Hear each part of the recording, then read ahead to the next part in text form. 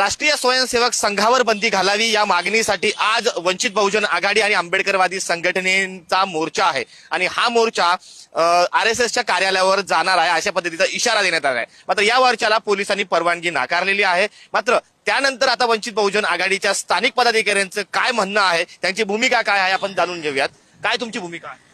RSSच्या कार्यालयावर मोर्चा काढण्यासाठी आम्हाला बंदी घातली, पण आम्ही वंचित बहुजन आघाडीच्या औरंगाबाद पदाधिकारी यांनी निश्चय करून श्रद्धेय बाळासाहेब आंबेडकरांच्या आदेशानुसार आज आमचे युवा नेतृत्व सूर्यदादा आंबेडकर यांच्या नेतृत्वात आणि त्यांच्या उपस्थितीत हा RSSच्या कार्यालयावर मोर्चा जाणार हे 100% खरं आहे।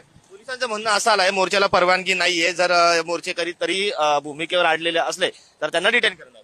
पोलिसांना थोडी तरी शरम वाटली पाहिजे। या राज्यामध्ये आणि देशामध्ये RSS आणि बीजेपीने पूर्ण भोंगळा कारभार माजवलेला आहे। मूळ उद्देश तुमचा काय आहे, मोर्चाच्या मागणी काय आहे, मोर्चा कुठे जाणार आहे आणि पोलिसांनी तुम्हाला डिटेन करणार त्यावर तुमचं मत काय? पोलिस डिटेन करत नाही तर आम्हाला जेलमध्ये घालत किंवा गोळ्या घालत। आमचा जो मोर्चा ठरलेला आहे क्रांती चौकात छत्रपती शिवाजी महाराजांना अभिवादन करून बाबा पेट्रोल पंपाच्या जवळ जे RSSचं कार्यालय आहे त्या कार्यालयापर्यंत आमचा मोर्चा जाणार आहे। या दरम्यान जर पोलिसांनी आम्हाला दडपशाही करण्याचा मार्ग केला तर आम्ही आमच्या पोलिसांना देखील विनंती आहे की त्यांनी शांततेच्या मार्गाने आमचा मोर्चा होऊ द्यावा। वंचित बहुजन आघाडीचे पदाधिकारी आहे आणि या नियोजनामध्ये सर्व सदस्य आहे, मात्र पोलिसांनी परवानगी नाकारली असली तरी आम्ही आमचा मोर्चा काढणार आहोत। आमची भूमिका स्पष्ट आहे आणि आमच्या भूमिकेवर आम्ही ठाम आहोत अशा पद्धतीचं मत या ठिकाणी पदाधिकाऱ्यांनी मांडलेलं आहे। कॅमेरा पर्सन अमोल वाघुलेसह मी सचिन जिरे, पुढारी न्यूज, छत्रपती संभाजीनगर।